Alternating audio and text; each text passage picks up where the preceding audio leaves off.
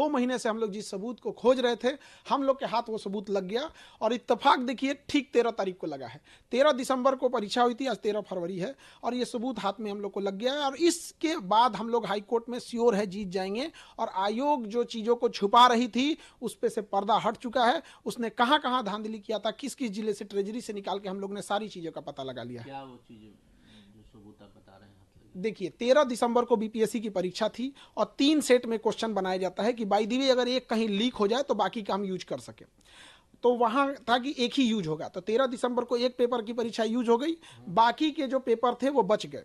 तो ये नियम यही कहता है एसओपी कि इन 2 जो सेट बचे हुए हैं इसे आप अपने अपने जिला के ट्रेजरी में जमा करा देंगे।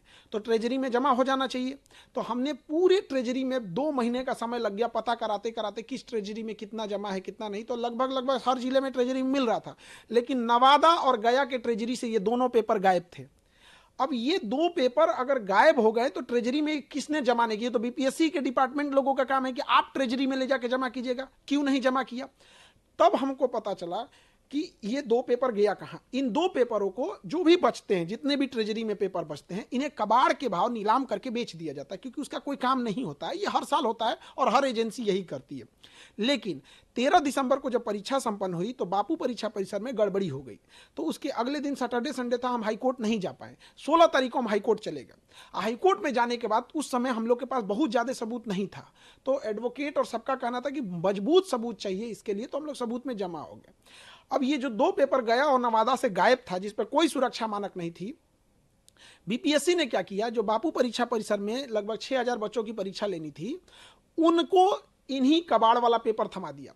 जो कबाड़ में बेचना था, नीलाम करना था, वही पेपर थमा दिया 4 जनवरी को बीपीएससी ने, जो बापू परीक्षा परिसर में धान दी थी। यही कारण है कि वहां उस दिन 19% रिजल्ट हुआ, जबकि 13 दिसंबर को जो परीक्षा हुई थी वहां महज 6% रिजल्ट हुआ था और 4 जनवरी को जब हुई तो 19%, 3 गुना से ज्यादा का उनको रिजल्ट का बेनिफिट हुआ। क्योंकि जो क्वेश्चन जिसके ऊपर कोई एसओपी मानक नहीं है, कोई सुरक्षा मानक नहीं है, जिसको कबाड़ के लिए फेंका गया है, कोई उठा के उसका मिसयूज किया होगा, तभी जाके इतना रिजल्ट हुआ है। अब जब ये सबूत हम लोग के हाथ लग गया है, अब हम लोग को स्पष्ट दिख गया कि हाईकोर्ट से हम लोग जीत गए। पहले ऐसा उम्मीद लग रहा था जीतेंगे कि नहीं जीतेंगे, अब एकदम स्पष्ट हो गया। यह सबूत देखते हाईकोर्ट पूरी तरह से री एग्जाम कराएगी ही कराएगी। और बच्चों के इतने दिन का जो मेहनत है, उन्होंने लाठियां सही, पुलिस की बर्बरता को देखा, महिलाओं को मारा गया, हमारे शिक्षक भाइयों को जेल भेजा गया, बच्चों को डिटेन किया गया, इन सब की दुआएं हैं जो ये सबूत हाथ में लगा है। और इस सबूत के आधार पर हम लोग हाईकोर्ट से श्योर केस जीत रहे हैं। तो लगता है कि कॉन्स्पिरेसी बहुत